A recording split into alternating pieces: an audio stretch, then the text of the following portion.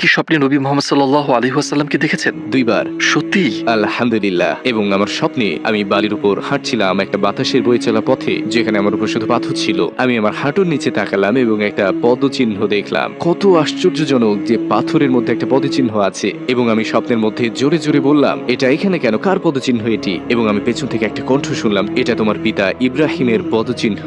আমি বললাম, আমার বাবার নাম ইব্রাহিম নয়। তিনি বললেন, নবী ইব্রাহিম। আমি ঘুরে দাঁড়ালাম এবং সুবহানাল্লাহ, তিনি সেখানে ছিলেন। রাসূলুল্লাহ সাল্লাল্লাহু আলাইহি ওয়াসাল্লাম। আমি তার কাছে পৌঁছানোর ঠিক আগে আমি চাচ্ছিলাম হাঁটু গেড়ে বসে তাকে আলিঙ্গন করতে, কিন্তু স্বপ্ন শেষ হয়ে গেল। তো আমি সেই স্বপ্ন থেকে জেগে উঠলাম তাকে আবার স্বপ্নে দেখার আকাঙ্ক্ষা নিয়ে, এবং বহু বছর পরে আমি দেখলাম, এবং আমি মরুভূমিতে ছিলাম আর দূরের দিকে দেখলাম তিনি আমার হাত ধরে বললেন, আমি চাই তুমি আরো মানুষের সাথে দেখা করো। তিনি বসে পড়লেন আর আমি ঠিক তার পাশেই বসলাম। তারপর তিনি বললেন, এখানে দেখো, এখানে আছেন আবু বকর সিদ্দিক। তিনি বললেন, আর এখানে আছে উমর ইবনে আল খাত্তাব, এবং এটা ওসমান বিন আফফান, আর এটা আলী বিন আবি তালিব। তারা সবাই তোমাকে ভালোবাসে। স্বপ্নের মধ্যে ভাবছিলাম, কেন তারা আমাকে ভালোবাসে? আমি তো কেউ নই, কেন ভালোবাসে? কিন্তু আলহামদুলিল্লাহ, এটা ছিল আমার জীবনের অন্যতম সেরা স্বপ্ন।